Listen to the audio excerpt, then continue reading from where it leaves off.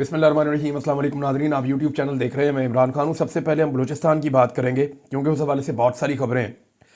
पहली अफसोसनाक खबर ये है कि कराची के अंदर सीमी-दीन बलोच साहिबा को गिरफ़्तार किया गया है। ये भी ताल्लुक़ रखती हैं बलोच यकजहती कमेटी से। मारंग बलोच साहिबा की गिरफ़्तारी और जिस तरह से वहाँ निहत्ते मुज़ाहिरीन के ऊपर अटैक किया गया पुलिस की जानिब से, सिक्योरिटी फोर्सेस की जानिब से, उनके ऊपर गोली चलाई गई, लोग ज़ख्मी होकर अस्पतालों में पहुंचे हैं, 3 लोग शहीद हो गए।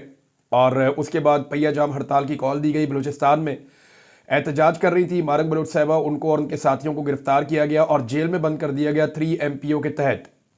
इस मामले को लेकर कराची में जो बलूचिस्तान की कम्युनिटी है और जो लोग एहतजाज करने के लिए इकट्ठे हुए एक्टिविस्ट, उनको लीड कर रही थी सीमी दीन बलोच साहिबा। ये एहतजाज करने के लिए आई तो इनको गिरफ्तार कर लिया गया कराची से। और गिरफ्तार करने के बाद इनको पुलिस स्टेशन, पहले पता ही नहीं चला कि कहाँ पे गई हैं, फिर पता चला कि इनको पुलिस स्टेशन में मुंतकिल किया गया है। गिरफ्तारी के अगर आप मनादिर देखें तो जो मर्द पुलिस एहलकार हैं वो भी खवातीन को धकेल रहे हैं, उनको हाथ लगा रहे हैं, उनको पुश कर रहे हैं और कोशिश कर रहे हैं कि जो बलोच खवातीन एहतजाज के लिए निकली है उनको जल्द अज जल्द गिरफ्तार करके थाने मुंतकिल किया जाए या जहां भी उन्हें हुक्म हो वहां पे उनको मुंतकिल किया जाए। तो सीमी दीन बलोच साहिबा को जिस अंदाज में मैन हैंडलिंग करके गिरफ्तार किया गया वो इंतहाई अफसोसनाक है। अब इन दोनों खवातीन के बारे में मैं आपको एक बात बताऊं, इन दोनों के वालिद लापता हुए हैं। जो मारंग बलोच साहिबा है उनके वालिद लापता हुए, फिर उनकी मसख शुदा लाश मिली चंद सालों के बाद और 2011 से लेकर अब तक वो एक बेबसी की तस्वीर बनी हुई है और तमाम बलोचों के हुकूक के लिए आवाज उठा रही है।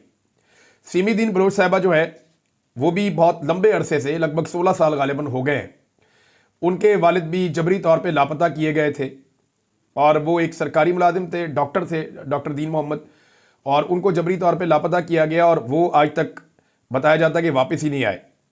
और ये लोग एहतजाज करते हैं वक्तन फ़वक्तन। अब इन्हें गिरफ्तार करके थाने मुंतकिल किया गया। बहुत बड़ी तादाद में लोग जो हैं वो पुलिस स्टेशन पहुंच गए। पुलिस स्टेशन के बाहर भी एहतजाज कर रहे थे, वहां से भी पुलिस ने इनको मुंतशिर किया है। वजह यह बताई जाती है कि दफ़ा 144 का नफाज था कराची में और उसकी खिलाफ वर्जी की वजह से इन्हें गिरफ्तार किया गया है। कराची में और भी एहतजाज हुए हैं। मैं एक लाल झंडों के साथ एक बहुत बड़ा अंदरून सिंध की जमातों का एक मैं एहतजाज देख रहा था। बहुत सारे और एहतजाज होते रहते हैं, लेकिन खसूसी शफकत की गई है कि ये बलोच खवातीन एहतजाज कर रही हैं तो इनको जो है मौका ना दिया जाए। वजह क्या है? वजह यह है कि इस वक्त आसिफ जरदारी, बिलावल जरदारी और आसिफा जरदारी, ये एस्टेब्लिशमेंट के साथ इनके बड़े अच्छे ताल्लुकात हैं और मिलिट्री एस्टेब्लिशमेंट के जरिए से ये इक़्तिदार में आए। तो ये हर वो काम करते हैं जो मिलिट्री एस्टेब्लिशमेंट इनको करने के लिए कहती है, लिहाजा इन्हें कोई फ़र्क नहीं पड़ता। आपको याद होगा जब एक दरवाज़ा तोड़ा गया था कैप्टन सफदर को गिरफ्तार करने के लिए और उसी होटल में वहीं पे मरियम नवाज भी मौजूद थी, तो बिलावल जरदारी ने बड़ी ज़ोरदार तरीके से तकरीर की थी आगे कौमी असम्बली में और पुलिस को कहा था कि आप लोग इस्तीफे दे दें और पुलिस को कहा था कि आप लोग छुट्टियों पे चले जाएं और प्रेशर बढ़ाएं जितना हो सकता है।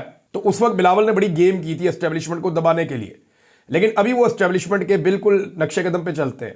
वहां पे एक खातून जो है उनको टच भी नहीं किया गया था। यहां खवातीन को बाकायदा उठा उठा के गाड़ियों में फेंका जाता है। और ये कौन करता है? बलूचिस्तान में बिलावल की और आसिफा की और आसिफ जरदारी की हुकूमत है। इसी तरह सिंध में भी बिलावल की, आसिफा की और आसिफ जरदारी की हुकूमत है। तो ये मिलके जो है जरदारी फैमिली, ये खवातीन के ऊपर टॉर्चर करते हैं, उनके ऊपर जुल्म करते हैं, निहत्ते लोगों के ऊपर गोलियां चलाते हैं और एस्टेब्लिशमेंट जो चाहती है ये वो करते हैं। ऐसे ही आसिफ अली जरदारी साहब ने सिंध का पानी जो कहा जाता है दरियाए सिंध को, वहां नहरें निकालने का उन्होंने पंजाब में खुद हुक्म जारी किया, लेकिन जब उनका पोल खुला तो रोला डाल दिया कि नहीं नहीं मैंने नहीं कहा, मैंने नहीं कहा। वो अब सबूत मौजूद हैं, वो सबूत अब मिटाए नहीं जा सकते। उनके स्क्रीनशॉट सारी दुनिया ने ले लिए हैं। लिहाजा ये बाप बेटा लोगों को धोखा देते रहे हैं सिंध में। और अब तो बिलावल की बहन आसिफा जरदारी, जिनके बारे में बेनज़ीर भुट्टो साहबा को बड़ी उम्मीद थी कि मेरी ये बेटी बहुत जमहूरी होगी।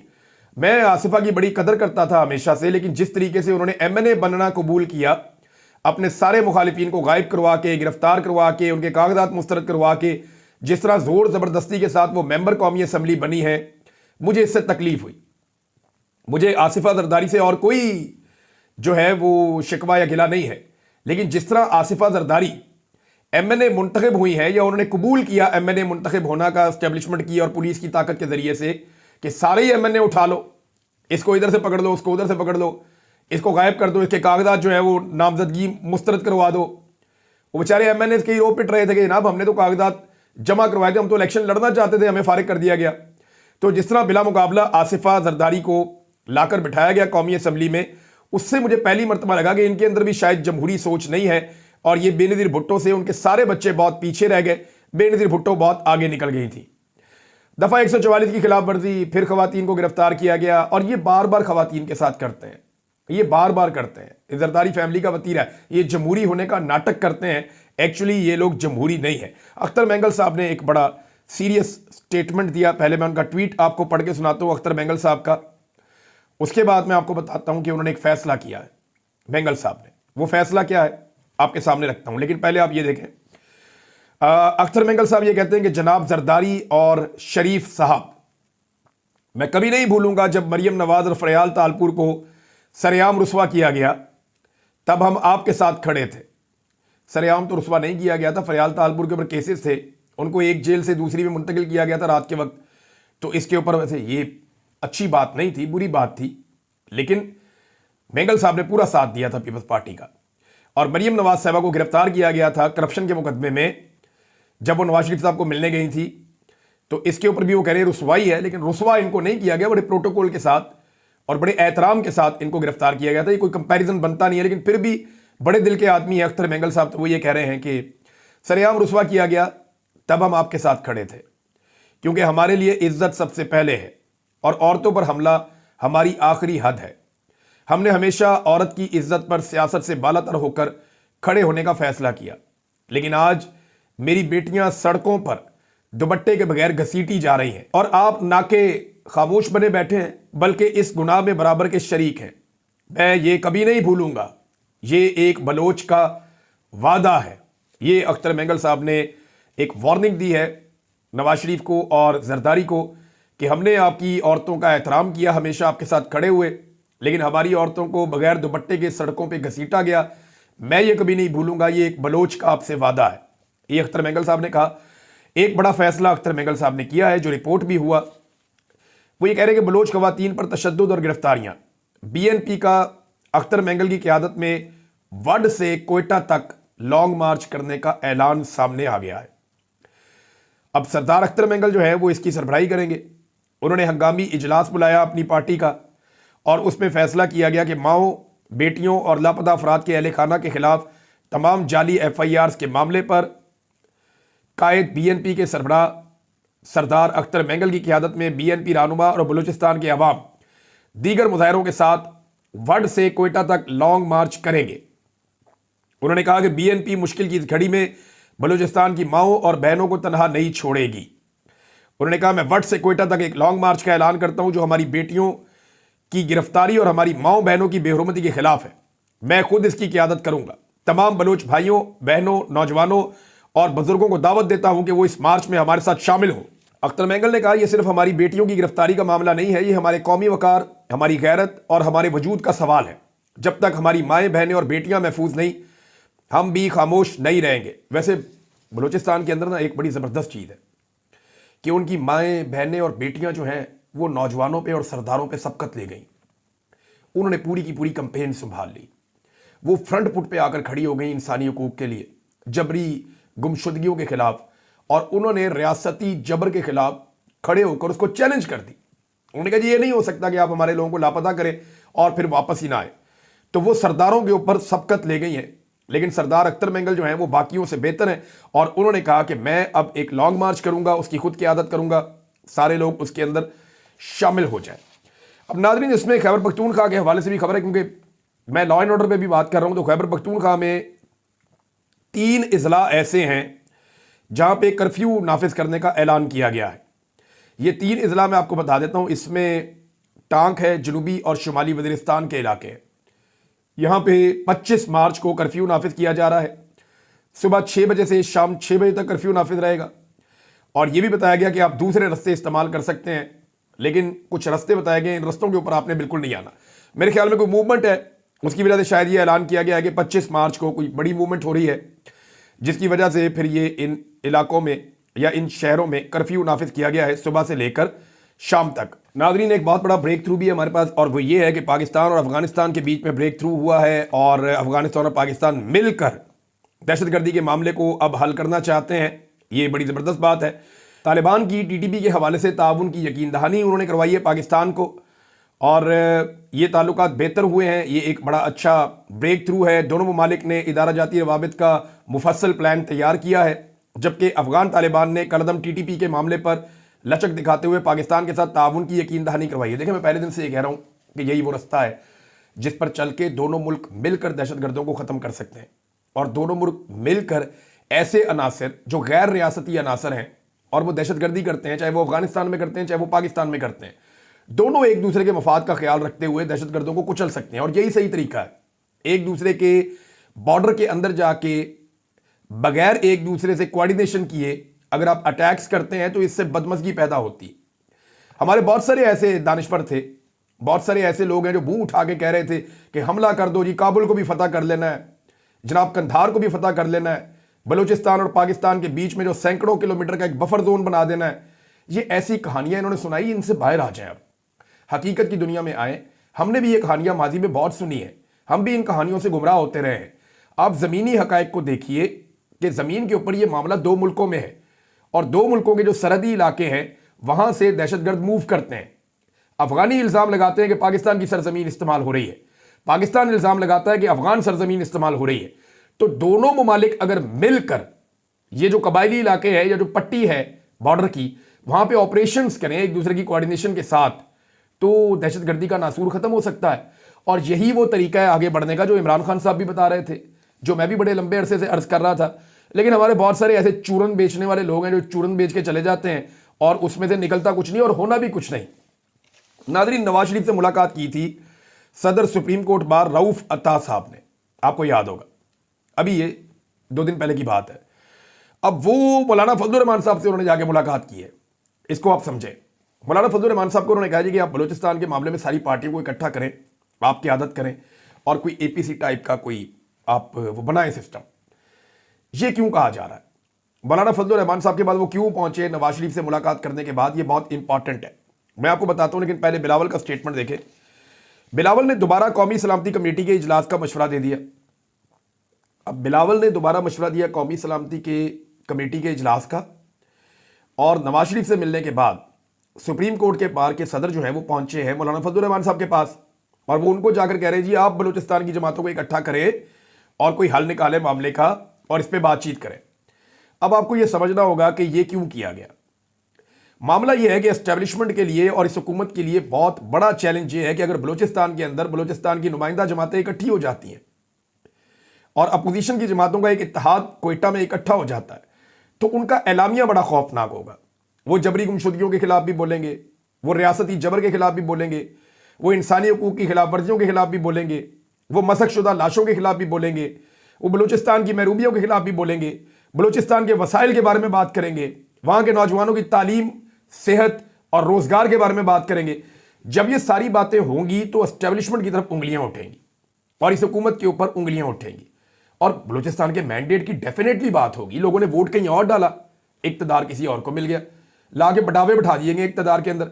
जिनको कंट्रोल किया जाता है वो कठपुतलियां हैं, पर्दे के पीछे से उंगलियां हैं दस्ताने पहने हुए, और वो हाथ जो है वो कठपुतलियों को कंट्रोल करते हैं।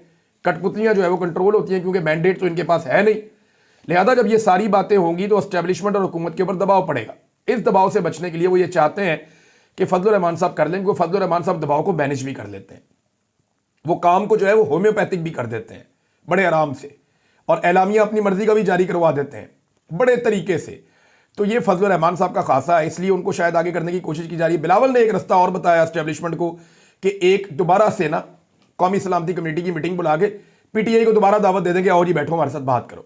लेकिन बात यह है कि फिर पीटीआई को जाके इमरान खान साहब से मिलना होगा, इमरान खान साहब से उनकी मुलाकात करवाएं, फिर पीटीआई वहां पे जाएगी तो एक मुश्तरका एलामिया भी आना चाहिए और पीटीआई से पूछ के एलामिया बनना चाहिए, या फिर पीटीआई अपना एलामिया जारी करेगी हम किसी भी ऑपरेशन के हमायती नहीं है।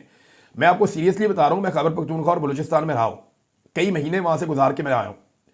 मुझे एक आदमी ऐसा नहीं मिला जो ऑपरेशन के हक में हो, पूरे बलूचिस्तान में या खैबर पख्तूनख्वा में। सैकड़ों लोगों से मेरी मुलाकातें होती रही, तफसीली बातचीत होती रही। लोग कभी इमरान खान के हक में है, कभी उनके खिलाफ है, कोई नवाज शरीफ के हक में है, कोई किसी और पार्टी के हक में है, कोई फौज के हक में है, लेकिन ऑपरेशन के हक में मुझे एक बंदा भी नहीं मिला। वो सब ये कहते हैं कि मिलिट्री ऑपरेशन मसाइल की वजह बन सकता है, मसाइल का हल नहीं बन सकता।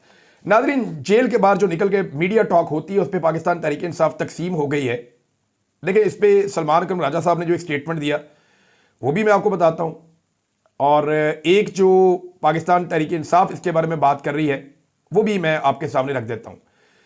तहरीक इंसाफ ये कहती है कि यानी ये बात जो है वो की है फैसल साहब ने। फैसल चौधरी साहब ये कहते हैं कि जनाब ये तो आईनी और कानूनी हक है, आप किसी को बोलने से कैसे रोक सकते हैं? आज़ादी इजहार राय है। अगर इमरान खान साहब से मिलकर किसी आदमी ने कोई राय कायम की है तो वो बाहर आकर अपनी बात नहीं कर सकता। ये तो आईनी हक है, आइन का आर्टिकल 19 इजाजत देता है इसकी। इस हक से कैसे महरूम किया जा सकता है? उनका नुक्ता ठीक है, आईनी नुक्ता है, लेकिन सलमान अकरम राजा साहब जो है वो इसको किसी और एंगल से देखते हैं। सलमान अकरम राजा साहब इसको ऐसे देखते हैं कि ये एक अचीवमेंट है। वो कहते हैं खानदान और बुकला के अलावा खान साहब से तमाम मुलाकातों को एक साजिश के तहत बंद किया गया। आज इस साजिश को बड़ा धचका लगा है। साजिश में कौन कौन शामिल था मुझे मालूम है, आइन और कानून के तकाजे क्या है यह भी वाज़ेह है। साजिशी आज अफसुर्दा है, मुझ पर इनका हमला करना बनता है, यह सलमान अकरम राजा साहब ने कहा। देखें, ये दोनों बातें ठीक है, ये नॉर्मल हालात नहीं है। अगर पाकिस्तान तहरीक इंसाफ इमरान खान साहब से मुलाकातें ही खुलवा लेना कि सियासी लोग जाएंगे, जाके मुलाकात कर लेंगे, मिसाल के तौर पे शाहिद खटक की मुलाकात नहीं हो रही, जुनैद अकबर की मुलाकात नहीं हो रही, पंजाब के सियासतदान है उनकी मुलाकातें नहीं हो रही, आलिया हमजा साहिबा की मुलाकातें नहीं हो रही, बाकी जो लोग जिनको इंस्ट्रक्शंस लेनी है उनकी मुलाकातें नहीं हो रही इमरान खान साहब से। तो जब तक उनकी इमरान खान साहब से मुलाकातें नहीं होंगी तब तक उनको डायरेक्शन कैसे मिलेगी? ये मुलाकातें खुलनी जरूरी थी। जो बाहर निकलकर मीडिया टॉक करते हैं, आईन के मुताबिक आपका हक है, लेकिन बाद औक़ात आपको मैनेज भी करना पड़ जाता है। लंबी छलांग मारने के लिए 2-4 कदम पीछे जाना पड़ता है, फिर आप लंबी छलांग मारते हैं। तो इसके लिए एक हिकमत अमली बनाई जा सकती है। इमरान खान साहब के ट्विटर के ऊपर से आप पूरा स्टेटमेंट शेयर कर दें, पूरी दुनिया में फैल जाएगा। आप वापस आने के बाद इकट्ठे हों, सीधे किसी जगह पे जाएं, वहां बैठ के आप प्रेस कॉन्फ्रेंस कर दें, सारा मामला सेट हो जाएगा। कोई और जगह रख लें, जेल के बाहर वाला मामला जो है वो खत्म कर दें। अच्छा, इस पे जो है वो दो राय तो मौजूद है। मुझे अच्छी तरह याद है, मैं 2022 में जब मैं गिरफ्तार हो गया ना, तो मुझे अली बाकिर नजफी साहब की अदालत में पेश किया गया जून 2022 में। जून या जुलाई था, मुझे याद नहीं, हाँ जुलाई था शायद। 2022 में उनकी अदालत में मुझे पेश किया गया और मुझे जमानत मिल रही थी। मुझे वहां पे जो उस वक्त हुकूमत थी ना वो हमजा शहबाज की थी। उन्होंने और एस्टेब्लिशमेंट के लोगों ने वहां पे रोला डाला हुआ था अदालत में अपने वकीलों के जरिए से कि जी इमरान रियाज को पाबंद करे अदालत कि ये अपना वीलॉग नहीं करेगा, अपना काम नहीं करेगा, तो हम इसको जो है हम रजामंदी दायर करते हैं, इसको जमानत दे दी जाए। तो मैंने वहां जज साहब को कहा कि जी ये मामला मेरा जो कानूनी है, ये सब जुडिस है, इसके ऊपर मैं बात नहीं करूंगा। ये गारंटी मैं दे सकता हूं कि जो मामला अदालत में जेर समाअत है उस पर मैं बात ना करूं, लेकिन मैं इस कानूनी एक अपने फायदे के लिए, जो मेरा कानूनी हक है, अपना कानूनी हक हासिल करने के लिए, एक जमानत लेने के लिए मैं अपना आईनी हक सरेंडर नहीं कर सकता सर। वो मेरा आईनी हक है बोलने का, जो मुझे मेरा कॉन्स्टिट्यूशन देता है, मैं उसको नहीं छोड़ सकता। इस पे मियां अली अशफाक साहब ने, खासतौर पे अजहर सिद्दीक साहब ने और कुछ और वकला ने बड़े जोरदार तरीके से जज साहब को कहा कि ये बात बिल्कुल ठीक कर रहे हैं। जज साहब ने भी कहा ये ठीक बात कर रहे हैं, और उन्होंने जो हुकूमती वकला थे उनको बताया कि देखें वो तो आईनी बात कर रहे हैं। तो फिर मेरी जमानत हो गई, लेकिन मैंने अपना बोलने का हक सरेंडर नहीं किया था। तो ये आज पाकिस्तान तहरीक इंसाफ के कुछ लोग ये बात कर रहे हैं, लेकिन देखिए हालात के साथ आपको मैनेज भी करना पड़ता है। सलमान अकरम राजा साहब को ये लगता है, अब देखें इसका नतीजा क्या निकलता है, लेकिन अगर मुलाकातें शुरू हो जाती हैं तो ये एक बड़ी कामयाबी होगी। मुलाकातें होती रहें, मुलाकातों के नतीजे में खबरें बाहर आती रहें, प्लानिंग बाहर आती रहे, बाद में बैठ के इस प्लानिंग के ऊपर जो है वो प्रेस कॉन्फ्रेंस की जा सकती है, जो पब्लिक को बताना है वो बताया भी जा सकता है। अलीमा खान साहब ने दोबारा कहा कि जी मैं पहले भी कह चुकी हूं कि इमरान खान अपने लिए कभी खुद कॉल नहीं देगा, हमें सबको खुद ही जमा होकर निकलना पड़ेगा। आप किसी एनओसी का अगर इंतजार कर रहे हैं तो मरियम नवाज ने और शहबाज शरीफ ने आपको एनओसी नहीं देना, क्योंकि इनका मैंडेट भी जाली है। इन्होंने गैर कानूनी तौर पे लोगों को जेल में भी रखा हुआ है, तो ये तो आपको मैंडेट वापस नहीं करेंगे, ना ये लोगों को बाहर निकालेंगे, और ना ये आपको एहतजाज का एनओसी देंगे। आप अगर एनओसी का इंतजार कर रहे हैं तो वो नहीं मिलना। अब वैसे ये बात ठीक है कि पाकिस्तान तहरीक इंसाफ ने तभी एहतजाज किया जब इमरान खान साहब ने कॉल दी। अभी तक तहरीक इंसाफ की क़यादत ने अपने तौर पे खुद से कोई एहतजाज की कॉल नहीं दी, खुद से कोई तहरीक नहीं चलाई। वो इमरान खान साहब की इंस्ट्रक्शन का ही इंतजार करते रहते हैं। ये एक हकीकत है, तल्ख है लेकिन हकीकत है। नाज़रीन, अली अमीन गंडापुर साहब ने एक स्टेटमेंट दिया, और उनका जो स्टेटमेंट है उस पर मैं ज़रूर थोड़ी सी बात कर लेता हूँ। उन्होंने कहा कि बुशरा बीबी एक बहादुर खातून है। मैं और बुशरा बीबी डी चौक से जाने वाले आखिरी लोग थे। हमला हुआ तो बुशरा बीबी ने कहा आप बेशक चले जाएं, लेकिन मैं आखिरी वक्त तक उनके साथ रहा। गोलियां चल रही थी, मैंने इनको रेस्क्यू करना था। जो लोग बातें करते हैं वो कहाँ थे? तो मैं इस चीज़ को थोड़ा क्लियर कर दूं कि अली अमीन गंडापुर साहब जब वहाँ से निकले और बुशरा बीबी साहबा को लेकर गए, जिसके बाद अभी तक बुशरा बीबी ने पब्लिकली कोई बात नहीं बताई कि उनको कैसे ले जाया गया। हालांकि मैं जानता हूँ इस बारे में, उनके साथ ज़बरदस्ती की गई थी, वो नहीं जाना चाहती थी, ये सब मानते हैं। अब अली अमीन गंडापुर साहब जब वहाँ से जा रहे थे तो लोग इनकी गाड़ियों को मार रहे थे और लोग वहाँ खड़े थे। ऐसा नहीं है कि ये आखिरी थे, ये वहाँ से पहले चले गए थे और लोग वहाँ पे मौजूद थे। इनके जाने के बाद लोगों के इंटरव्यूज मौजूद हैं, लोग नारे लगा रहे हैं, चीख रहे हैं, चिल्ला रहे हैं कि हमें छोड़कर क्यों चले गए। लोग वहाँ मौजूद थे। अगर अली अमीन की मौजूदगी में लोगों पे गोली चली थी तो फिर तो इनको लाशें उठा के अस्पताल लेकर जाना चाहिए था। अपने कारकुनों की लाशें इन्होंने कैसे नज़रअंदाज कर दी? इन्हें तो चाहिए था कि अगर इनके सामने गोली चली है और ये आखिर तक मौजूद हैं तो इन्हें अपने जख्मियों को और अपनी मैयतों को खुद उठाकर अस्पताल लेकर जाना चाहिए था। लेकिन ये जब गोली चलने का आगाज़ हो रहा था, ये उस वक्त चले गए थे और कारकुनों की शहादतें कुछ उसके बाद हुई हैं, बहुत सारे लोग ज़ख्मी उसके बाद हुए हैं। बड़ा ऑपरेशन जो है वो उसके बाद हुआ है, ये एक हकीकत है और उसके विजुअल्स मौजूद हैं, आप हकीकत को झुटला नहीं सकते। हालांकि अली अमीन गंडापुर ने बड़ी बहादुरी के साथ बड़े ज़बरदस्त एहतजाज किए हैं, बड़े ज़बरदस्त एहतजाजों को लीड किया है, लेकिन कहीं पे भी वो फिनिशिंग ठीक नहीं कर सके। उन्होंने हर खेल को खेला ठीक है, वो डी चौक के करीब हर दफ़ा पहुंच जाते हैं, लेकिन डी में दाखिल नहीं हो सकते और जब तक आप डी में दाखिल ना हो तब तक आप गोल नहीं कर सकते। तो अली अमीन गंडापुर ने ग्राउंड के अंदर तो बड़ा अच्छा दिखाया अपना खेल, लेकिन वो डी में दाखिल नहीं हो सके और बार बार दाखिल नहीं हुए और डेलिबरेटली वो डी से वापस चले जाते हैं, कभी पहाड़ियां फलांग के, कभी कहीं से, कभी कहीं से। तो ये उनका अपना एक है, वो अगर ये कहेंगे कि मैं वहाँ आखिरी बंदा था तो ये हकायक से मुख्तलिफ चीज़ है। उनकी बड़ी कुर्बानियाँ होंगी पार्टी के लिए और हैं भी, उन्होंने बड़ी मार खाई है पार्टी के लिए और ये बात ठीक है, लेकिन जो हकायक हैं उनको आप बदल नहीं सकते। नाज़रीन, आखिरी एक छोटी सी खबर देता हूँ। इंजीनियर मोहम्मद अली मिर्ज़ा साहब का एक बयान है, बड़ा मज़े का बयान है। मैंने आपसे कहा था ना कि इंजीनियर साहब बड़े इंटरेस्टिंग आदमी है, मैंने आपके सामने एक दावा किया था। वो कहते हैं जी मरीम नवाज़ की मुझे ये खूबी बहुत पसंद है कि वो अपनी तकरीर का एक एक लफ्ज़ लॉजिक और दिलेरी के साथ बयान करती हैं। मैंने बताया था ना आपको, बताया था ना, वही निकला ना, जो मैंने आपसे कहा था वही निकला और आहिस्ता आहिस्ता सब एक्सपोज होंगे इंशाल्लाह। तक के लिए इतना ही, अपना ख्याल रखिएगा, अपने चैनल का भी। अल्लाह हाफ़िज़।